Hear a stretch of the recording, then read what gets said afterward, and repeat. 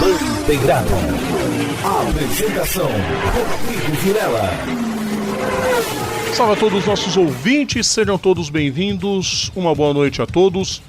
Eu sou o Rodrigo Vilela e está começando o episódio 306 do Bandeirada, o programa esportivo mais premiado das web rádios do Brasil. Bandeirada! Que legal! Como a gente cansa de dizer sempre, muito legal quando você participa com a gente, quando você deixa a sua opinião, sua dúvida, sua pergunta, sugestão, crítica, elogio, enfim, quando você interage com a gente. Então, aos nossos canais de comunicação, é claro, facebook.com/bandeirada, twitter @pgmbandeirada, no instagram @programa bandeirada, youtube.com/bandeirada, nosso feed is.gd/rssbandeirada, pelo Spotify is.gd/Spotify bandeirada e pelo Apple Music is.gd/Apple bandeirada. Para você que ouve na Rádio Show do Esporte, para você que ouve na Rádio Esportes.net, nosso muito obrigado desde já sempre pela audiência. Participem com a hashtag Programa Bandeirada. Vocês podem ouvir o programa pelo site oficial de cada web emissora ou pelo Radiosnet. Ah, Rodrigo, e o Tunin? Tunin não tá mais aceitando inscrição de rádio. E eles não inscreveram nenhuma das duas. Então tá fora. Então a gente só vai anunciar o Radiosnet, que está disponível para Android, e agora o Radiosnet também está disponível para iPhone. Então podem ouvir à vontade. Antes do programa começar, vou fazer um pequeno posicionamento. Essa semana a gente teve uma declaração totalmente infeliz do excelentíssimo deputado federal Eduardo Bolsonaro sobre querer implantar a volta do AI-5. Desde já eu já posiciono que o Bandeirada é contra. O Bandeirada é contra todo e qualquer tipo de censura. O Bandeirada reprova as declarações, repito, infelizes. O AI-5 foi um período nefasto do nosso país, implantado em 68 pelo general Arthur Costa e Silva e extinto com o fim do regime militar em 85 pelo então general João Batista Figueiredo. O Bandeirada sempre será a favor da liberdade responsável de expressão, tal qual nós praticamos e pregamos aqui no nosso programa. Dito isso, Eric Von Draxler, boa noite para você, destaque inicial. Bem-vindo de volta, né? Obrigado. É verdade, né? Queridos ouvintes, o Eric tá de volta só para dizer. O Eric vai contar um pouquinho das suas histórias com o seu computador, né, Eric? Não, essa não. Mas a gente deixa lá pro quarto bloco. Não, pois é. Primeiro, até porque o que aconteceu com o computador vai inspirar momentos clássicos, se acontecer, é claro. Enfim, boa noite, pessoas que ouvem o melhor programa esportivo das web rádios do Brasil. Zil, destaque da semana. Hamilton campeão e a Globo não exibiu de novo. E pelo andar da carruagem não vai exibir em 2020 também, tá? Deixa quieto. 2021 a gente já muda a história. Carlos Martins, boa noite pra você, destaque inicial. Boa noite, Rodrigo. Boa noite, Eric. Que bom ter você de volta, parceiro. Destaque inicial: a Ford dominando o planeta. Ford vencendo nos Estados Unidos, Ford vencendo no Endurance Nacional. É uma beleza. Sabe o que eu acho mais sensacional, Rodrigo?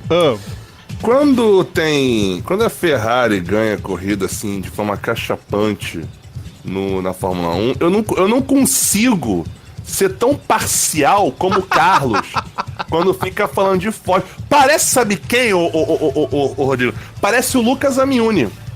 Sim. Lucas Amiuni, mas título... Eu falo de marca vencedora, não de campeão sub-13. Não, mas é aí que tá. O Carlos, o Amiuni... Não, o Botafogo foi campeão sub-13 feminino de basquete. O Carlos fala de vitória da Carlos, Ford, não a sei. Gente só vai, a gente vai poder falar do que o Carlos parece o Amiuni se ele começar a trazer título de campeonato municipal. Não pra ganhou tanto, ganhou a disputa de racha no bairro tal. Não, ganhou... Mas, amiguinho, a do Endurance tem que ter um pouquinho mais, porque foi todo mundo falando, um monte de carro, até uma das marcas apoiado por fábrica, o vencedor foi um Ford Ka. Amiguinho, eu tenho um Ford Ka na garagem, cara. Meu Deus do céu. É o Ford Ka, mas é o Ford Ka ou o Ford Cobre? Não, é o K. Mas o terceiro lugar da prova foi o Cobre. Tá certo. O terceiro geral. Tá vendo só? Esse é o nível do Bandeirada quando o Eric volta. Fica 2 semanas fora e volta esta bagaça. Parabéns volta essa bagaça. Queridos ouvintes, sempre bom com você por aqui com a gente. Podem deixar seus comentários, porque tá começando o programa de hoje. E é claro que a gente não pode começar com outro assunto que não seja Fórmula 1. Fórmula 1. Grande Prêmio dos Estados Unidos no Circuito das Américas em Austin. Vitória de Valtteri Bottas, a chamada vitória inútil. Se bem que o campeonato estava perdido desde a Grã-Bretanha, Lewis Hamilton com a segunda... Não, depende, Rodrigo. Pera aí. Ele garantiu pelo menos o vice? Ainda não. Então se ferrou! Ainda não. Mas por pouco. A depender do que a Ferrari tá aprontando, ele vai garantir rapidinho. Lewis Hamilton na segunda posição, ex-campeão do mundo. Já vou expor a minha opinião aqui, porque Carlos e Eric é quem vão falar à vontade sobre a corrida, sobre o título, sobre a performance. Pode falar qualquer coisa do Hamilton, mas ninguém pode discordar o quanto ele evoluiu como piloto, o quanto ele melhorou, até como pessoa, o quanto ele cresceu absurdamente depois que colocou a Kuka no lugar, e com o melhor carro ele fez a obrigação e ganhou o título. Ponto. Não teve um segundo piloto na equipe à altura, como tinha o Nico Rosberg, que bateu de frente em 2016 e merecidamente ganhou o título naquele ano. Nos 3 anos que ele teve Valtteri Bottas ao seu lado, ele cumpriu o que um grande piloto faz: ganhar título. Os números mostram, os números não mentem. Lewis Hamilton, se é melhor ou pior que outros na história, mas ele está na história, Eric. Ô, Rodrigo, eu perguntei se o Bottas fechou o vice, você falou que não. Sim, ele fechou.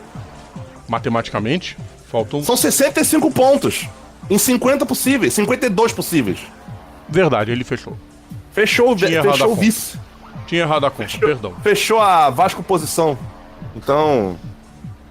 Agora do Vizoso posição. Continue, Eric, por favor. Não, vamos lá, cara.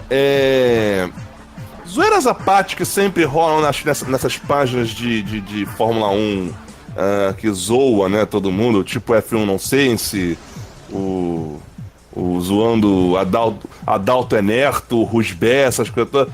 Cara, ok. A única coisa que a gente sempre, pelo menos eu, tá? Eu, Eric, sempre vou questionar é que é o seguinte: o Hamilton nunca, eu sempre falo isso, tá? Ele nunca andou num carro de equipe média, que dirá equipe pequena. Ele já começa numa McLaren, ele já começa... Ele sempre teve, em todas as temporadas, chance de disputar o campeonato. Tanto que ele quase fez história em ser campeão, em 2007, ser campeão no ano de estreia, né? Só faltou um pouquinho de cabeça ali, né? Um pouquinho de maturidade, coisa que ele não tinha na época, porque, né? Era menino novo, né? Nunca, enfim, não fazer aquela piadinha que o Desimpedidos faz direto lá. Mas, assim, isso foi 2007. Hoje, eu acho que se ele tivesse hoje a cabeça a cabeça de hoje em 2007, era molezinha naquele ano. Mas é aquela. Toda qualquer experiência é válida quando se aprende alguma coisa disso. O ano que ele fecha com 2, 4, 6, 7, 8, 10 vitórias, pelo menos até o presente momento. a 8 na verdade 9, né? A 9 vitórias de superar o recorde de Michael Schumacher. E um pequeno adendo, ele até o presente momento pontuando em todas as corridas no ano, coisa que nenhum outro piloto fez. Ele é o único. Realmente, acho que ele é o único que terminou todas as corridas e terminou todas dentro dos pontos. Só ficando fora do pódio em 3 ocasiões. Só em 3 ocasiões. Tudo bem, na Alemanha... Ô, Eric, só pra questão de verificação. O Schumacher, na época áurea da Ferrari, não conseguiu isso também, não? O Schumacher, em 2002, terminou todas no pódio. É recorde que talvez nunca mais vai ser batido. Sim. Eu tô analisando desse ano. Eu não tô mencionando ineditismos. Eu estou falando o que ele fez esse ano, tá? Eu tô citando o que ele aprontou, entendeu? E assim, vamos combinar. Sim, fato. Entendeu? E assim, vamos lá. Correu com o regulamento debaixo do braço durante um bom tempo. Lógico, o carro ajuda. Porque, né, a Mercedes, desde a era híbrida, ganhou tudo, né? E aquela, né? O Luizinho tá mostrando a que veio. Ponto. Sim, inegável. E assim, eu digo que ele, corroboro o que o Rodrigo disse, que ele se tornou uma pessoa mais madura, entre parênteses, com exceção quando você fala perto dele Nico Rosberg, que é a mágoa que ele tem de... Alô, mamãe? Não estou. É a pizza? É a pizza, gente, relaxa, sabe como é, ao vivo é essas coisas. Mas continuando, quando o assunto é Nico Rosberg, ele ainda tem essa pequena rusga. Eu vou discordar em partes. O carro da Mercedes foi o melhor até antes das férias. Depois das férias, a Ferrari teve uma franca evolução, a Red Bull também teve uma franca evolução. E só que o Hamilton conseguiu correr e ganhar provas após esse período de férias de forma cerebral. Por exemplo, no México, a vitória que ele teve foi incrível, foi excepcional, acachapante. E assim, eu acho que o título não veio na Grã-Bretanha não, Rodrigo. Eu acho que o título já se definiu no Canadá quando com o ocorrido, o Vettel, depois daquilo, entrou meio que em parafuso, começou a ficar meio bolado e não pôs a cabeça no lugar. Apesar de que no começo do ano ele tava pau a pau com Bottas. Sim. O Bottas no começo do ano deu aquela sensação de tipo Rosberg 16. Mas foi só... Pois é, pra você ter uma ideia... Síndrome de cavalo paraguaio. Começou bem e depois... Memes. Flanelinha, guardou um lugar pro Hamilton. Ele botafogueou. Sem comentários. É isso, gente. Hamilton ex-campeão, Hamilton entra pra história, mais 2 provas pela frente. Brasil e Emirados Árabes.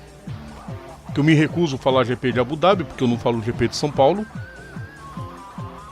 Apesar de... se bem que aí tem uma... Aí cabe uma pequena menção. É o nome do evento, infelizmente. E aliás, já que você falou o nome do evento... A FON não me paga, eu não preciso falar igual. Nossa. Aliás, só pra constar, pra quem não sei se vocês estão sabendo, o ano que vem o Grande Prêmio do México vai passar a ser o Grande Prêmio da Cidade do México. Que babaquice. Eles vão fazer o GP em Monterrey de novo? Vão recuperar o Fundidora Park? Meu Deus do céu. Nossa, desenterraram esse, hein? Ridículo. Deixa eu passar a pontuação. Tem mais algum destaque da prova? Eu gostei da prova do Sérgio Pérez, largando lá atrás, veio com a faca nos dentes, foi premiado com um pontinho no final. Por causa da punição. Lá atrás não, largando box. Tudo bem que ele cometeu uma pataquada no fim de semana, né? Mas também, pelo amor de Deus, né? Aquilo é lugar onde se põe a placa. O cara já tava em cima. Ridículo por parte da administração. Depois a gente vai falar sobre isso que aconteceu no BR também, no terceiro bloco. Não se preocupa não. Isso acontece em qualquer lugar do planeta. Acontece, com certeza. Agora, outro também que foi mais do que agraciado, Alexander Albon. sofreu um sanduíche de McLaren no começo da prova, caiu lá pro fim do pelotão e foi galgando posição por posição para terminar no excelente P5. É, excelente daquele ponto de vista, né? O Douglas Williams estava falando no Contos da Fórmula 1, com o carro que ele tem e a diferença para os demais, Ferrari, Mercedes, Red Bull é obrigação chegar entre os 6 primeiros. Se um abandona, mas com perdão da palavra, já teve caso de Ferrari, por exemplo, Vettel sofrer a mesma coisa e terminar lá atrás. Então, assim, a gente tem que enaltecer também quando o trabalho é bem feito. Ah, não, lógico, ninguém tira os méritos do álbum. Mas que é engraçado, né? Ver a diferença. Eu duvido que o álbum com a Toro Rosso fizesse isso, por exemplo. Já Sebastian Vettel foi o azarado da semana. Não, Sebastian Vettel, caguei pra ele. Né? Porque, de novo, ele abandonou cedo com a suspensão quebrada. Mas eu acho que ele já deve pensar na temporada de despedida no que vem. Vai tarde. Será? Com todo respeito, vai tarde. Será? Como diria aquela propaganda de cerveja, será? Segue a linha de raciocínio. Verstappen e Albon 2020. Continuando a linha de raciocínio, provavelmente essa dupla permaneça por pelo menos até fim de 2021. Não duvide. O Vettel vai querer largar a Ferrari para ir correr numa Toro Rosso? Não. Bom, pois se bem que essa semana... Mercedes ele não consegue entrar. A Mercedes está querendo... Pô, se sair o álbum, eu querer pôr... Só se acontecer só se o Toto Wolff tirar todo o dinheiro do bolso e falar assim, ó, Verstappen, vem pra cá, tá aqui o dinheiro, tó. Aliás, seria o único lugar para onde o Verstappen poderia ir, né? Porque depois desse fim de semana fechou a porta na Ferrari, né? Ah, sim, claro. Depois do que ele falou, tá mais do que fechado. É a mesma coisa que algum Marques querer virar piloto Yamaha. Não, isso o próprio Yamaha parou. Mas se o Verstappen tinha alguma chance, nesse fim de semana, falando dos azares, né? Perguntado sobre os azares que a Ferrari tem tido desde a Itália, que não emplaca uma boa prova. Desde Singapura, o Vettel venceu em Singapura. E ele falou... Mas peraí, desde a Itália a Ferrari não emplaca uma boa prova, mas e o... O Charlinho não ganhou lá? Qual é o problema? Não, ele ganhou na Itália, mas eu esqueci, o Vettel ganhou em Singapura. Desde então a Ferrari não fez mais nada. E aí o Verstappen disse que é o resultado quando eles não conseguem trapacear. Pesado, claro. A Mercedes está suspeitando também da gasolina da Ferrari. E a briga foi exposta justo no fim do campeonato, né, gente? Podia dormir aí, sem contar do que aconteceu na largada do GP do Japão, que o Vettel deu aquele jumpzinho, mas não deu em nada. E por aí vai. E aguardemos cenas dos próximos capítulos. Essa novela vai ser praticamente a história do planeta Terra, porque não vai dar em nada. O que deu em alguma coisa, lamentavelmente, foi a rescisão de contrato entre McLaren e Petrobras. E eu achei estranho, hein, cara? Contrato de 5 anos, rescisão em 2. E a pataquada se dá quando o valor da multa a ser paga pela quebra de contrato é maior do que o tempo que restava.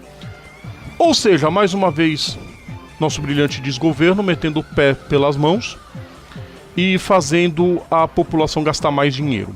Fora que os defensores talvez nunca vão entender os benefícios que essa parceria poderia produzir. Inclusive, uma gasolina melhor, que estava já sendo analisada pela FIA, poderia ser usada pela McLaren a qualquer instante. Perde o país. E sem contar que não somente gasolina, né, Rodrigo?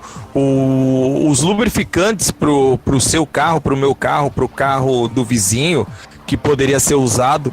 Gente, Fórmula 1 tem gente que fala que é esporte de rico.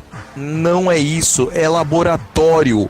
Muitas coisas usadas na Fórmula 1 tem hoje no seu carro. Sempre foi. Seja carro com tração nas 4 rodas. Não necessariamente Fórmula 1, mas o automobilismo. Você quer a coisa mais básica que surgiu graças ao automobilismo? Espelho retrovisor. Exato. Ah, cara. Na boa. Na boa. Aquela. Assim, eu não queria falar dessa forma, mas é aquela. Você achou. Continua, a pessoa que fica fazendo arminha, tá aí, ó. Pois é. A gente pode falar que a gente se posiciona. Mais um assunto, Eric Von Draxler, Antônio Giovinazzi confirmado na Sauber para 2020. Na minha opinião, justo, não fez um trabalho ruim. Evoluiu na segunda metade da temporada, em minha opinião. Não, Giovinazzi, assim, pra mim... Primeiro a sua. Oi? Eu falou, quero saber primeiro a sua opinião, depois eu chamo o Carlos. Não, isso que eu ia falar, o Giovinazzi na Sauber. A gente não consegue não falar Sauber, cara, impressionante. Giovinazzi na Alfa, cara, pra mim, assim, dada a circunstância, dadas as possibilidades, é o melhor que há pra equipe. Melhor custo-benefício, junto com o Kimi, que tá provavelmente em vias de puxar o carro. Melhor opção por enquanto, pra eles. Sério. E aí, Carlos? Bom, menino Antônio desempenhou um bom papel. Tem gente que fala, mas levou pau do Kimi. Cara, se trata de um campeão do mundo contra um novato. Exato, eu ia seguir. Trata-se de um campeão mundial. Muita gente fala, é um cara que não é de falar muito. Amiguinho, quem? O Kimi? Mas se você souber ouvir o que falam dele no paddock, todo mundo fala, é um excelente piloto, é um cara que ajuda a desenvolver carro. Não, por acaso bem, ele tem o jeito dele, que é seco, monossilábico e com cara blasé. Ok, mas o cara é campeão do mundo. O cara é autêntico. E assim, o que o Giovinazzi puder aprender, obter informações do Kimi nesse ano, que aprendeu nesse ano e no próximo, que vai ser a despedida do Kimi, cara, é o melhor que ele faz. Agora, a única coisa, na atual conjuntura, eu não vejo o campeão ou quem seja da GP da Fórmula 2 subir ano que vem, hein? Acho muito difícil. Não, mas o Nick De Vries já foi confirmado na Fórmula E. O destino do povo tá sendo lá. Não tem vaga na Fórmula 1, filho? O povo tá se mandando. É o que eu digo, assim, aquela coisa assim. Normalmente a gente via campeão da Fórmula 2, da Fórmula 3 da vida. Opa, vem cá, alguma equipe da Fórmula 1. Amiguinho, vem cá, chega aí. Tá de boa? Tô. O que você vai fazer no que vem? Nada. Tá aqui, assina esse contrato, você tá dentro. Não, ou então mas é aquela parada, né? Existe vida feliz fora da Fórmula 1, né, Gil? Exatamente. Sim, aliás, claro. bem lembrado, cabe mencionar aqui, nesse momento, considerando os contratos já oficialmente fechados, restam 4 vagas para 2020. 4. O companheiro do Max na Red Bull, né? Os dois carros. Essa vaga pode esquecer, que eu acho que. Não, ele tá nessa semana. Não, o Eric tá dizendo apenas confirmado, né? Então... Contratos oficialmente confirmados. Fechados. Não tô falando de rumor ainda, tá? Lógico que se a gente for chutar que o Chongli Magrelo vai pegar essa vaga, o que é com 95% de certeza, mas a gente tá falando que tá 100% de certeza. A vaga da Red Bull, de companheiro do Max, os dois pilotos da AlphaTauri, antiga Toro Rosso, e o companheiro do George Russell na Williams, já que o Kubica puxou o carro. Kubica vai puxar o carro. Kubica puxou o carro, então vagou um banco ali.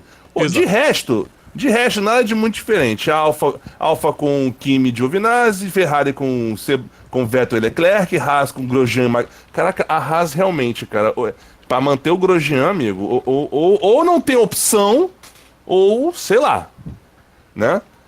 Mercedes de sempre, Racing Point de sempre, e a única mudança que tem de mais é o Ocon no lugar do Hülkenberg na Renault. Só. Mas enfim. E que devem ser as 2 últimas provas do Hülkenberg na Fórmula 1. Vai pra Fórmula 1. Tu indica que o Hülkenberg... Não, DTM, talvez. Há rumores de DTM. Talvez o DTM, exatamente. Bom, próxima prova Interlagos, dia 17 de novembro, GP do Brasil. A última informação sobre Fórmula 1 é que a Renault confirmou que pro ano que vem, Pat Fry vai fazer parte da equipe. Quem confirmou foi o diretor executivo da equipe, Marcin Budkowski, que trabalhou com o Fry na McLaren entre 2007 e 2010, informação trazida pelo Joe Saward.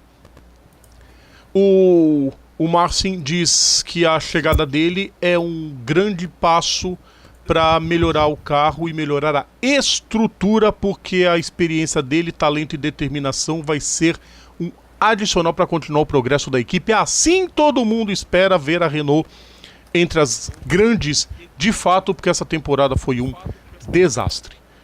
Mudando de assunto, vamos girar a chave, porque a gente vai ter que começar já a correr desde já. Pra variar. Para falar de NASCAR.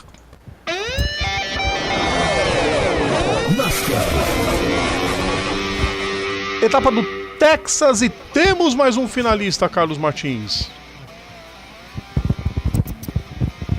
E olha que ele nem precisou vencer Phoenix, hein? Kevin Harvick venceu de forma cachapante.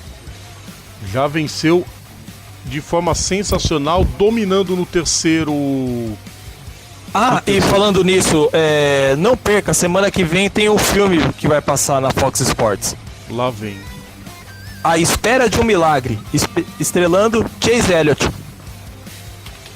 Não, eu não considero vencer a prova como um milagre. Rodrigo. Não, eu acho que... mas assim, eu acho que é mais pelo fato de que é só isso mesmo, porque pela pontuação ele não leva mais. Não, pontuação não tem, nem matematicamente. Se todos os pilotos forem sequestrados e ele chegar em segundo, ele não consegue ganhar a prova. Ele tem que ganhar. A única salvação. Mas é algo factível para quem já venceu em Phoenix, inclusive, né?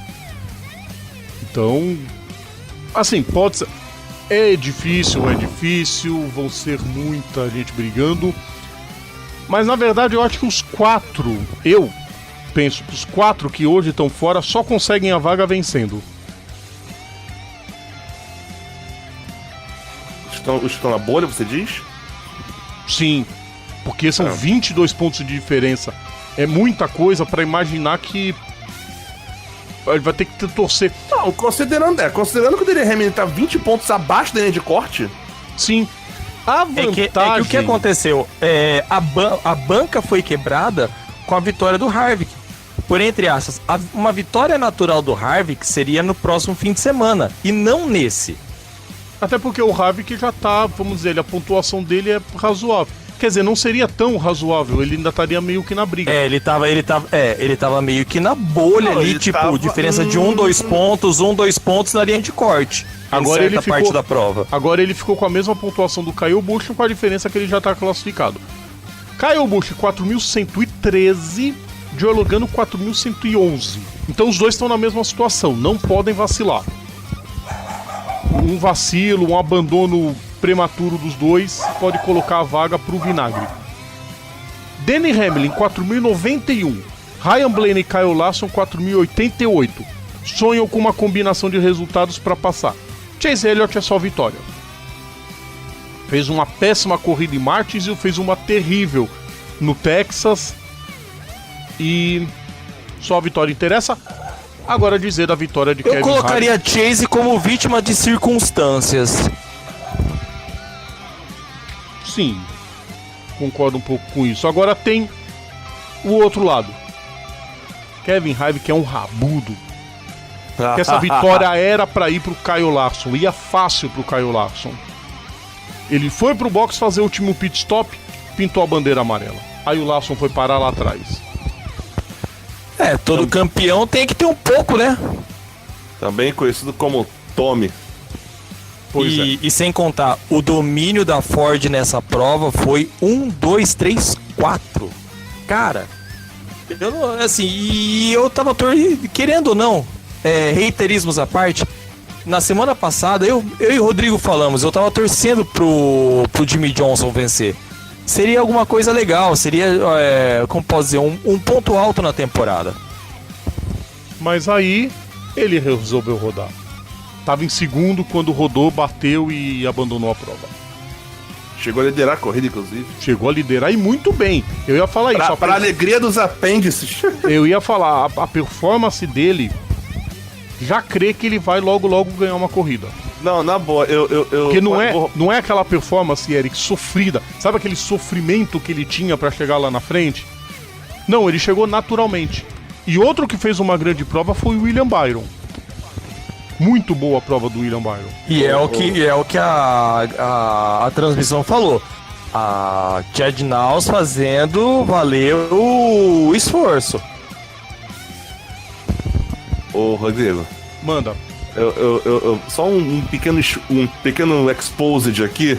O Alessandro Ferreira comemorando horrores nas redes sociais quando o JJ tava liderando. Parecia que tinha ganhado o campeonato.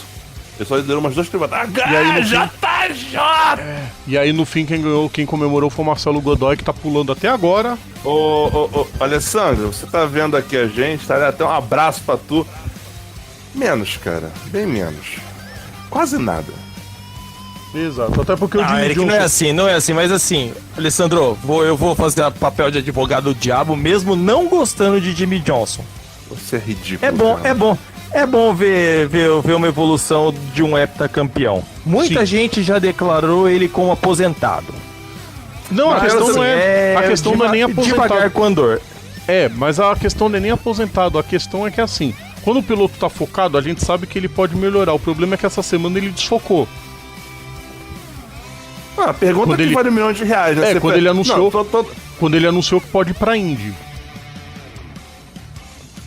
Eu vou pra casa. Eu vou pra casa. Nada, eu acharia sensacional, Eric. Você já imaginou? Eu acho brilhante. Eu particularmente achei brilhante. O que vai fazer na Índia? Correr. Ele tem tamanho pra isso, então já não é um empecilho. Ele pode ficar 2 anos na Índia. Tamanho. Ele é um atleta de altíssimo rendimento. Sim. Onde esse ano numa maratona de Boston ele foi um dos melhores da categoria dele acima de 40 anos. Tamanho foi top 10 dentro da categoria. Ele tem 1,80 m de altura. Não sei se tem a ver com isso. O cara já tá. 1,80 ainda cabe de boa. Cabe. Não, beleza. No carro da Índia. Vamos lá. Ele vai pra 40. Ano que vem ele vai pra 45. O Bob Rahal, o Emerson e o Mário Andretti correram até sabe Deus quando. E com carros mais rápidos. O Mário Andretti tentou classificar na Indy com 67. E com carros mais rápidos. Cuidado com o puff no microfone, Carlos.